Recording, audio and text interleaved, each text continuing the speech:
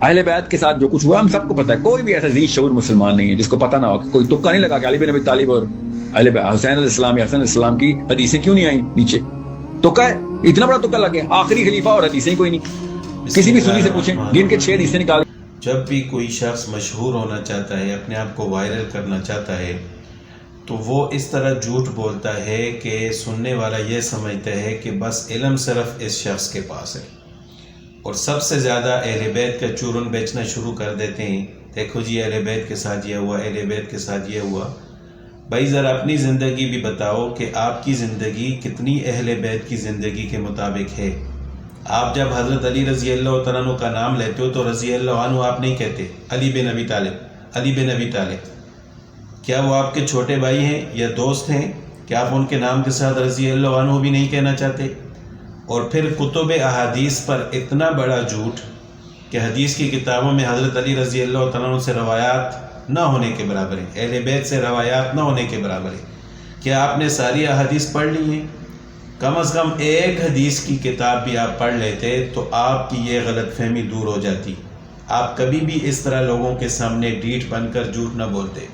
آپ کبھی بھی حدیث کی کتابوں پر, محدثین پر اتنا بڑا جھوٹ بولنے کی جرات نہ کرتے. تمام کتب حدیث میں فضائل کی بات کی جائے تو اہل بیت کے الگ سے فضائل بیان کیے گئے ہیں. پھر اہل بیت میں سے بھی ہر ایک کے, حضرت علی رضی اللہ تعالیٰ عنہ کے, حضرت حسن رضی اللہ تعالیٰ عنہ کے, حضرت حسین رضی اللہ تعالیٰ عنہ کے, پھر حضرت فاطمہ رضی اللہ تعالیٰ عنہ کے, اور آپ صلی اللہ علیہ وسلم کے ازواج مطہرات کے الگ الگ سے باب قائم کیے گئے ہیں.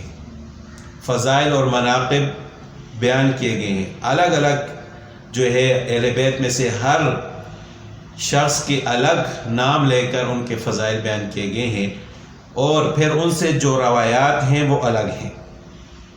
ہر کتاب کے اندر آپ کو یہ ملے گا فضائل و مناقب حضرت علی رضی اللہ تعالیٰ عنہ, فضائل و مناقب حضرت حسین رضی اللہ تعالیٰ عنہ, حضرت فاطمہ رضی اللہ تعالیٰ عنہ.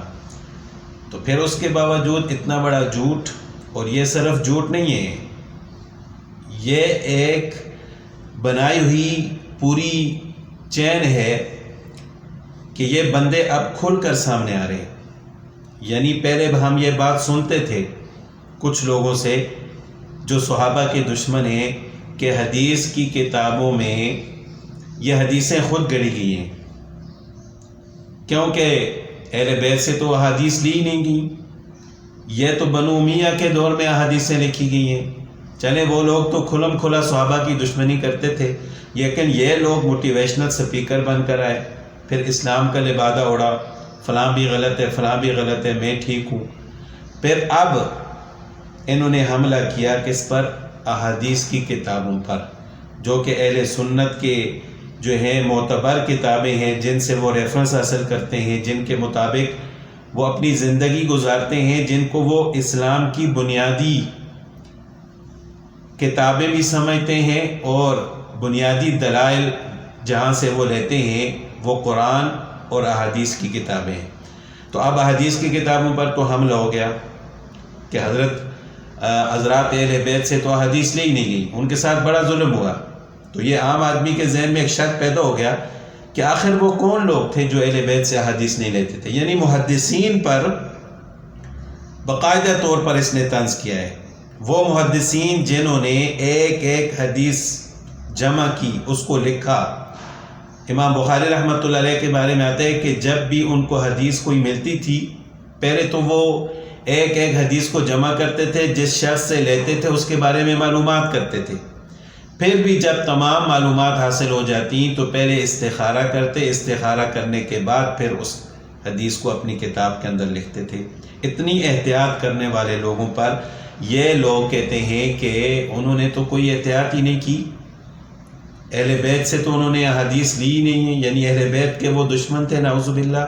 بھائی اپنی زندگی کو دیکھو اور خدا کا خوف کرو.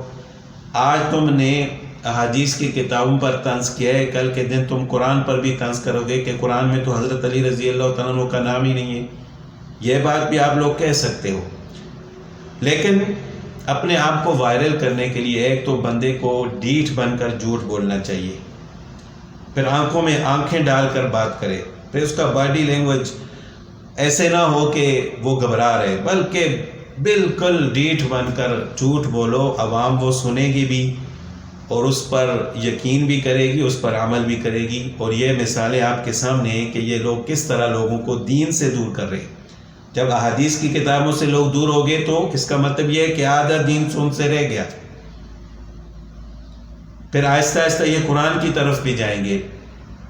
تو یہ وہ لوگ ہیں سب سے پہلے جنہوں نے لوگوں کو علماء کے خلاف، علماء کی غلطیاں ڈھونڈ کر، غلطی تو ہر انسان کے اندر ہوتی ہے، لیکن لوگوں کو بتا رہے تھے کہ دیکھو یہ وہ لوگ ہیں جو ہمیں دین سکھا رہے ہیں۔ پھر آہستہ آہستہ اب حدیث کی کتابوں کی طرف آگے، پھر آگے اللہ نہ کرے کہ یہ قرآن کی طرف جائیں۔ اللہ تعالیٰ ان کو ہدایت عطا فرمائے۔